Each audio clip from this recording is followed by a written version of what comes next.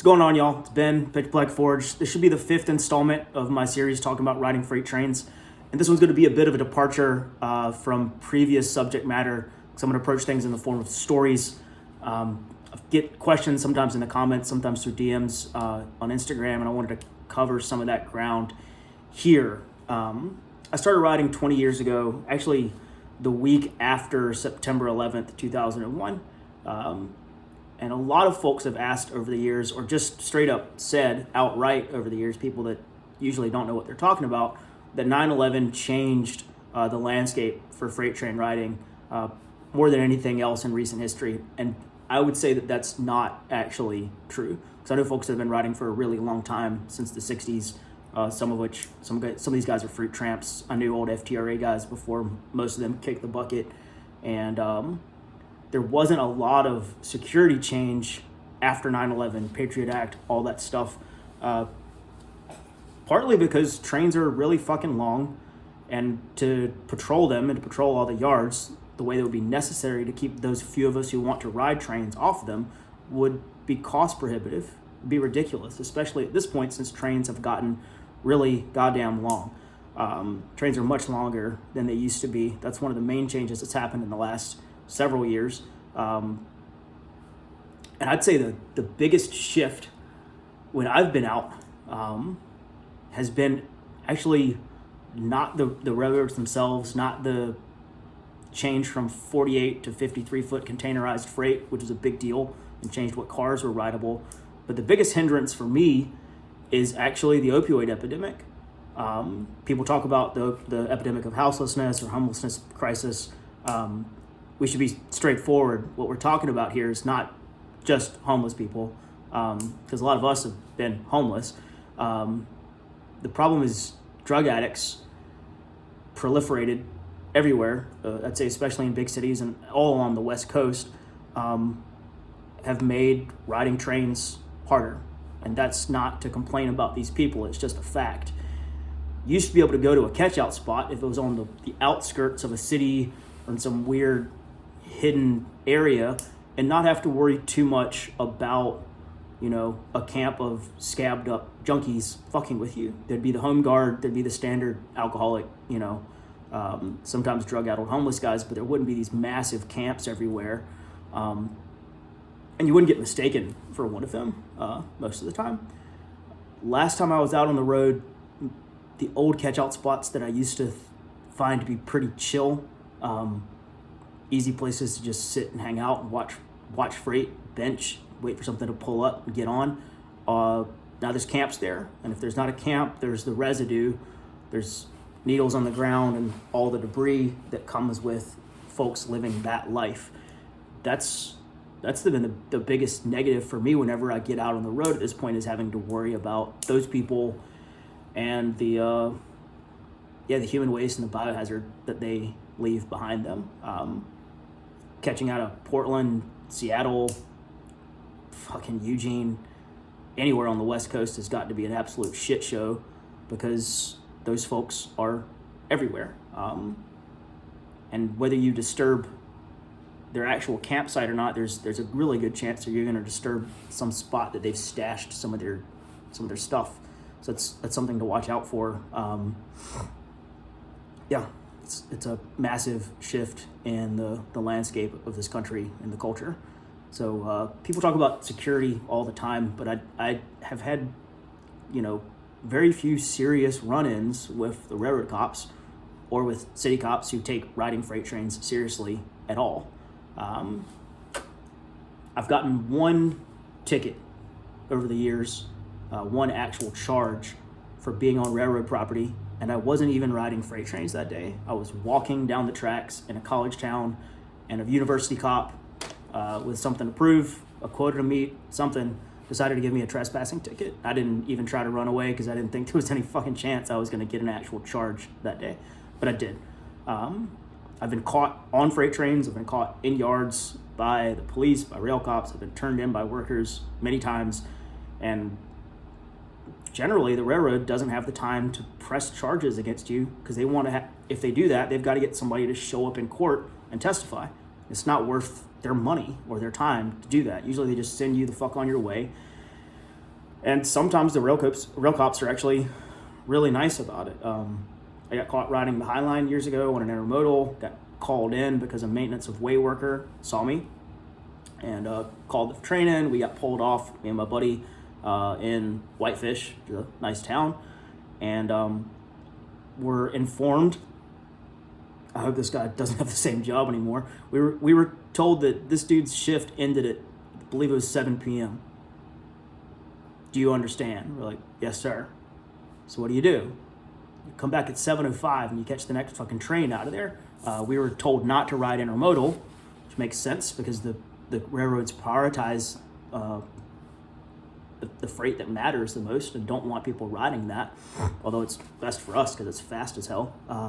So we were told just to ride general manifest in no uncertain terms, just ride junk. We didn't. We caught the next intermodal heading westbound, but that's neither here nor there. The most serious incident I've had getting caught on a train was riding the Overland route eastbound. It was really cold, so I was riding up in a locomotive. I think I was in the third locomotive from the front, and I had talked to the conductor on the previous shift, and he was cool with me being up there, but I guess he didn't inform the guys on the next shift, the next crew change. So somebody came back into my cab to use the restroom, because that's what'll happen. They'll inspect your cab once per shift, but also anybody that needs to take a shit is going to come back in the second or the third cab so that they don't stink up the unit up front that the guys are riding in. So somebody came back, he got startled by my presence, ran up to the front unit. Evidently he called me in. We pulled into the city, and I see blue lights everywhere, just an absolute gob of police. So I took all my stuff off my bat belt and disarmed myself and laid my shit out and had my hands up when the cops came up into the locomotive. There were 5 of them holding pistols to my face, because the regular police were called for this. There was no rail cop on duty, so the railroads informed the local cops. They showed up. There was a miscommunication, and when they arrived on the scene, they thought it was a hostage scenario. So they had a fuck ton of cops there. I mean, like 30 cars. Not overestimating, like 30 police cars from city, state trooper, like multiple law enforcement agencies. And when the cops got on the train, they've been informed there was no hostage. There was just a stowaway on one of the locomotives, but they're still all amped up. And I guess they felt like they had to do something. So they came into my cab, guns to my face, talked shit, threatened me a bit, and then joked about that later. I was brought out, talked to the local chief of police, who was very, very pissed off at me, but also pissed off at the railroad, because they decided that after all that show of force, they weren't going to pay to have somebody show up and testify that I was on the train. They didn't want to press charges. It was technically still railroad property, so it would have been left up to to the rail cops to do that, I guess. I don't know all the ins and outs, but basically the railroad was just like, let them go to get them the fuck off our property. This cop was not pleased about that at all, and gave me directions to the local homeless shelter, told me where to go take a bus, though I had no money for a bus, and sent me on my way and told me that if he caught me anywhere near the freight train, near the freight yard, he would find a reason to arrest me. So I scooted my ass down the road, hid in some bushes for a while till all the police left, went to the local diner, which is across the road from the freight yard, got hash browns, went back to the yard, and caught the next eastbound freight. It was cold enough that I had to get inside of an emergency blanket, one of those Mylar blankets. And I talked about this in one of the previous videos. You should take all your clothes off when you get inside of one of those. I'd been told that, but I didn't listen to sound advice at that point and got in with my clothes on. And when it came time for me to get out of the thing to take a leak, I was drenched in my own sweat and absolutely freezing, because I was on the back of a container car in, I think, November in Wyoming. No, it was Colorado. Yeah, it was Colorado. Yeah. So, you can get caught and still get in no trouble. Get caught in pretty shitty circumstances, like you're riding a locomotive, which the railroad doesn't like at all, and they still might let you go because it's not worth their time to pursue criminal charges against you. It helps immensely to be sober, to be halfway well spoken. There's probably some other factors at play I'm not going to get into, politics, race relations, all that sort of stuff. But I've never actually gotten a charge for being on a train. I've ridden locomotives many times over the years, a couple times all the way across the country. Depends on the railroad. You get to know which lines are friendlier than others just by being out there. You learn the lingo, and if you're obviously knowledgeable about what you're doing, you seem like you're being safe, you're sober, and especially if it helps to be conversational and to know something about the culture of railroading itself, not just the tramp end of it, but what it's like to work on the railroad. If you chat up these guys and talk about hump yards disappearing or how the railroads are pushing for one-man crews, you might endear yourself to these guys. Just remember that these are working class dudes, almost all men, and if you pass as a working class dude, or if you are one and you can talk that lingo, then that's to your benefit. Same with talking to workers in yards. If you go up to somebody that's checking on brakes, working in a switch yard or whatever, and you have no idea any of the words you're supposed to use, then they're going to send you on your damn way because they don't want some kid getting hurt on their shift. Being a New Jack has its drawbacks when talking to these guys. So, yeah, there you go. Getting caught on trains. You might get a gun pulled on you, but and you might get handcuffed and searched, but the chances of getting a real charge are really low.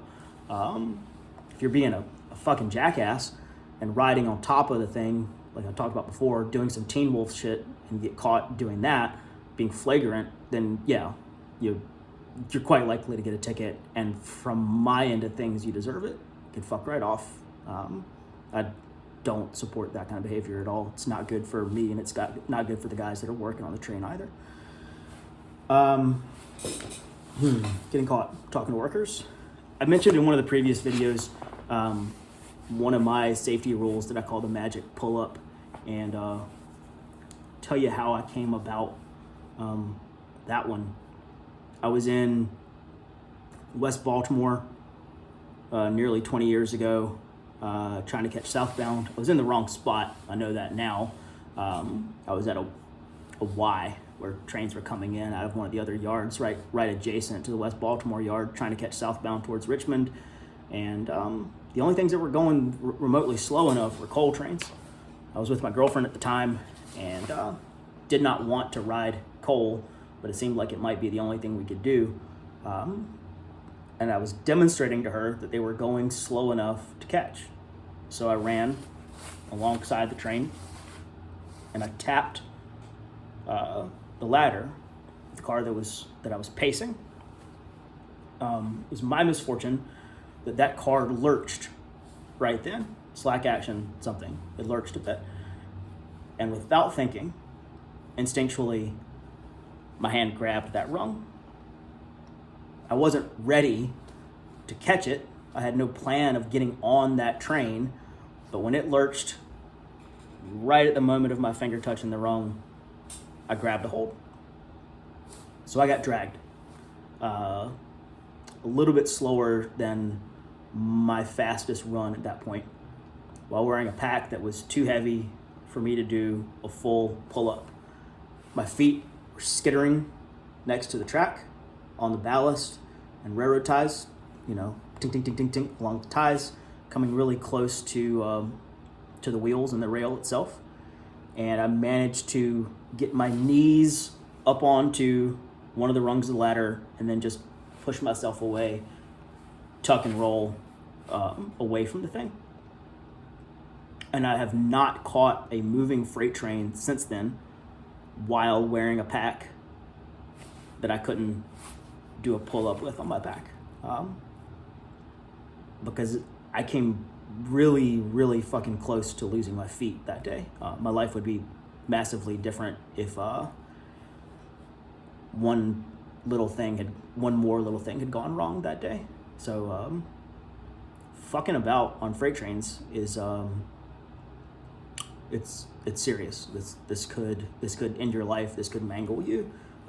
Just a simple mistake, a fairly innocent mistake. Not trying to showboat. Not trying to do anything really outrageous. No more outrageous than catching a moving train. But yeah, I got lucky that day, and the lesson I learned there is I think served me well. There you go. A couple simple stories. Yeah, if you guys have any other questions about this activity or more requests for story time, let me know down in the comments. This might have been kind of long-winded and meandering. Let me know how you feel about it, and I'll try to listen to the feedback and adjust accordingly. Y'all take care.